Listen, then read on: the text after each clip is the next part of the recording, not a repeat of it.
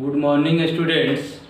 आज मैं आप लोगों का मैथ का जो ऑब्जेक्टिव 10th क्लास का पढ़ा रहा हूँ, इसका दूसरा भाग बताने जा रहा हूँ। आप लोग देख चुके हैं पहला भाग और आज मैं दूसरा भाग आप लोगों को बता रहा हूँ। इसके साथ ही आप लोग मेरे चैनल ऑनलाइन स्कूल BSEB को लाइक, शेयर और सब्सक्राइब कीजिएगा। साथ ही कमेंट करके बताइएगा कि आप लोगों को कैसा लगा और किस विषय के बारे में आप लोग पढ़ना चाहते हैं, उसका कमेंट करिएगा। साथ ही अपने दोस्तों के पास भी शेयर करिएगा मेरे वीडियो को। तो चलिए मैं शुरू करता हूँ। पहला सवाल दिया है कि दो रैखिक समीकरणों के आलेख समांतर रेखाएं हैं, तब रैखिक समीकरण के युग्म का क्या होगा। तो देखिए, इसमें तीन तरह का होता है। एक समांतर रेखाएं होती है, एक समपाती रेखाएं होती है और एक होता है जो एक दूसरे को प्रतिच्छेद करती है। तो जैसे जब समांतर रेखाएं हैं तो इसका आंसर होगा कोई हल नहीं। इसका क्या होगा? समांतर रेखाओं का कोई हल नहीं।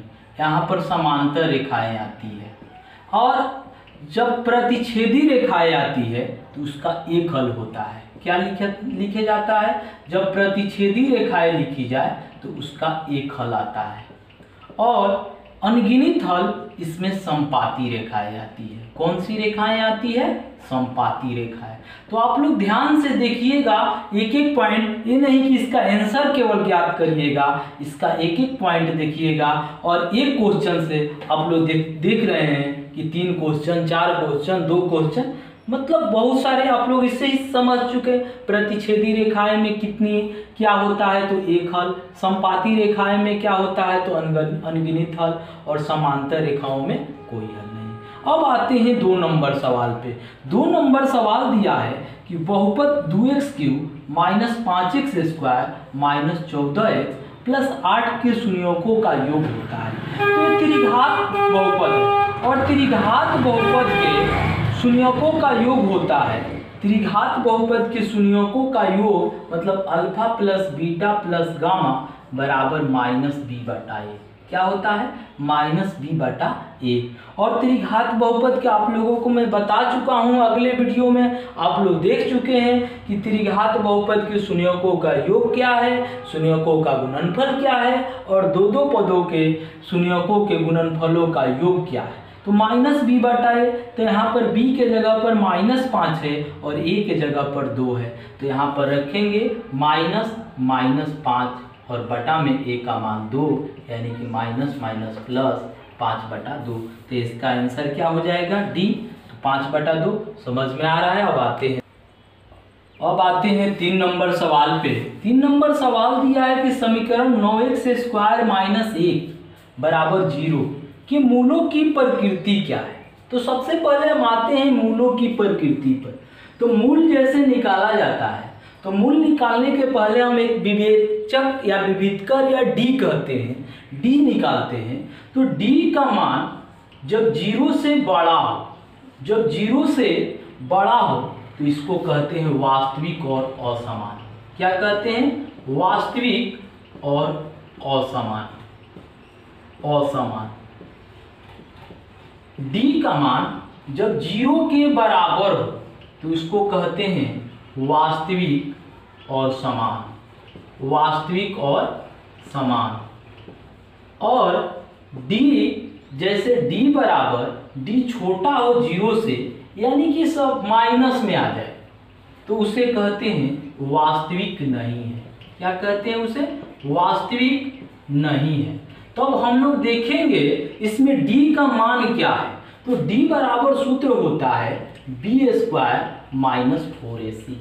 तो इसमें दिया है, तो इसमें b का तो मान दिया नहीं है। द्विघात समीकरण का मूल रूप क्या होता है? ax² + bx + c = 0। तो इसमें b का तो मान दिया नहीं है, इसमें a का मान दिया है और c का मान दिया है। तो D जब निकालेंगे तो b², तो b का मान कुछ नहीं दिया है तो 0 का स्क्वायर माइनस यहाँ पर लिखेंगे 4ac, यानी कि 4 गुना a का मान 9 दिया है और c का मान -1 दिया है। कितना दिया है? -1। तो 0 का स्क्वायर 0 और माइनस प्लस 4 9 36, यानी कि डी बराबर 36। तो डी का मान हम लोग देख रहे हैं कि 0 से बड़ा आ रहा है, तो 0 से जब बड़ा आ रहा है तो इसका मान क्या होगा? तो इसका मान क्या होगा? तो वास्तविक और असमान। क्या होगा? वास्तविक और असमान। समझ में आ रहा है? इसमें वास्तविक डी का मान यदि 0 से बड़ा हो जाए तो वास्तविक और असमान। अब बोला है 4 नंबर में, यदि त्रिभुज ABC तथा त्रिभुज PQR समरूप त्रिभुज हैं जिसमें कोण A बराबर 42 डिग्री तथा कोण R बराबर 80 डिग्री, तो कोण B बराबर। 2 त्रिभुज दिया हुआ है, एक त्रिभुज ABC है और दूसरा त्रिभुज PQR है, और दोनों समरूप त्रिभुज हैं। तो समरूप त्रिभुज के संगत कोण बराबर होते हैं। तो इसमें दिया है कि कोण A बराबर 42 डिग्री, कोण R बराबर 80 डिग्री। तो जब कोण R 80 डिग्री है तो यहाँ पर कोण C भी 80 डिग्री हो जाएगा। और अब हम लोगों को कौन कोण निकालना है? कोण B। तो त्रिभुज के तीनों कोणों का योग बराबर 180 डिग्री, तो इसको जोड़ लेंगे, 80 और 42 जोड़ेंगे, 122 डिग्री आ जा रहा है। तो 180 में से 122 घटा देंगे, यानी कि 10 में से 2 58 डिग्री। कितना आ जाएगा? 58 डिग्री। तो इसका आंसर क्या होगा? सी। तो आप लोग 3 और 4 समझ चुके। अब 5 नंबर सवाल दिया है,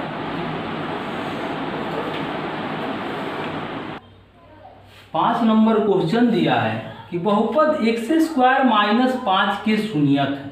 बहुपद x² - 5 के शून्यक के शून्यक का मतलब उसके बराबर 0 हो जाता है।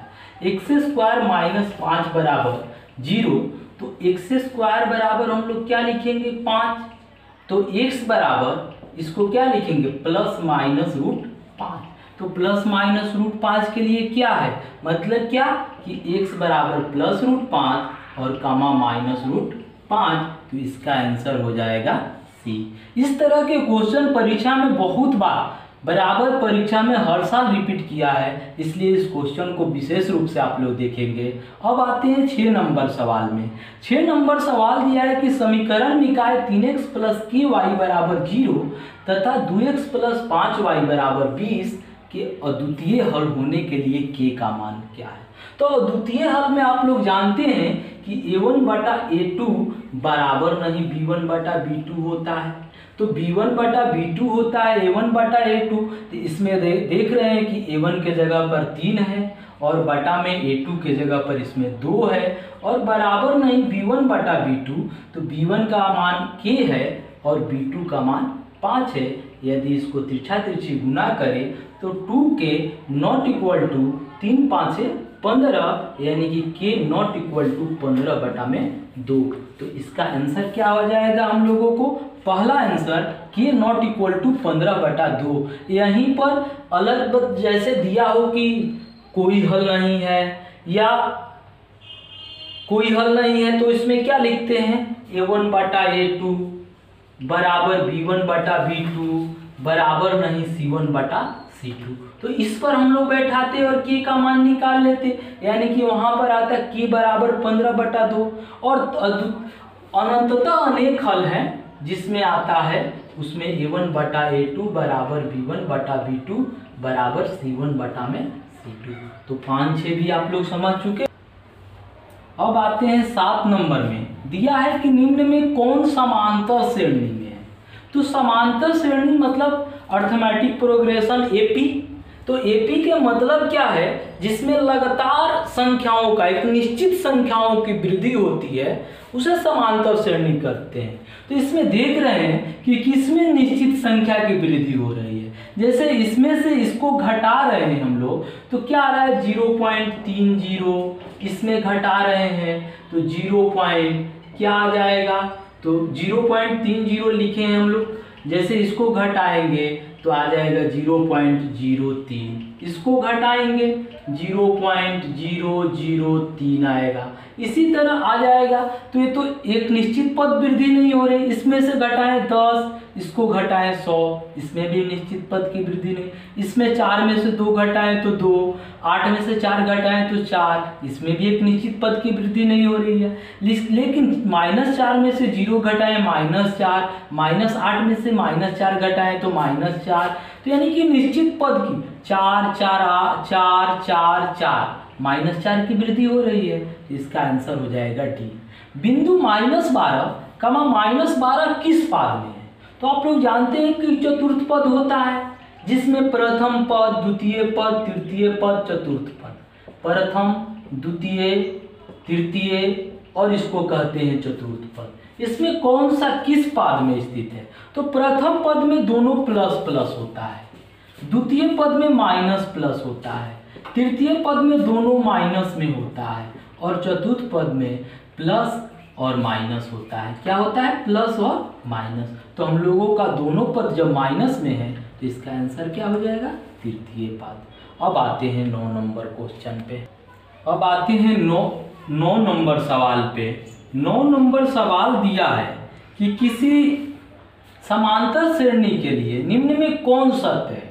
तो समांतर श्रेणी में तो आप लोग जानते हैं कि Sn बराबर n/2 2a + n-1 × d सूत्र होता है, और Sn बराबर n × n + 2/2 तो कोई सूत्र नहीं होता है। तो सी में दिया है कि 2 9 और डी इनमें से कोई नहीं, तो क्या आंसर हो जाएगा? केवल ए आंसर होगा। Sn बराबर n/2 × 2a + n-1 × d। अब आते हैं 10 नंबर सवाल पे, जो कि अंतिम सवाल है। द्विघात समीकरण bx² + ax + c बराबर 0 का विविधकर होगा। अब देखिए इस चीज कि द्विघात समीकरण का मूल रूप जो होता है वो क्या होता है? ax² + bx + c बराबर 0। लेकिन मैंने इसमें बदला हुआ है क्वेश्चन, bx² + ax + c बराबर 0। तो इसमें बदल के भी दे सकता है, जैसे cx² + bx + a बराबर 0। तो आप लोग इस पर ध्यान रखेंगे। तो विविधकर मतलब कि d बराबर क्या होता है? b² - 4ac। इसमें b की जगह पर क्या है? a दिया है, तो a का स्क्वायर माइनस 4 गुना ac, तो a का मान b है और c का मान c है, तो b गुना c, यानी कि आंसर हो जाएगा a² - 4bc। तो इस पर इसका आंसर क्या होगा? B number a² - 4bc। समझ में आ रहा है? इसी तरह आप लोगों को पार्ट बाय पार्ट मैं ऑब्जेक्टिव क्वेश्चन लाऊंगा, आप लोग उसे देखिएगा, और मेरे चैनल ऑनलाइन स्कूल BSCB को लाइक, शेयर और सब्सक्राइब कीजिएगा। साथ ही मैं प्रत्येक विषय से आप लोगों को ऑब्जेक्टिव क्वेश्चन लाऊंगा, ताकि आप 50 में 50 हल कर सके। धन्यवाद।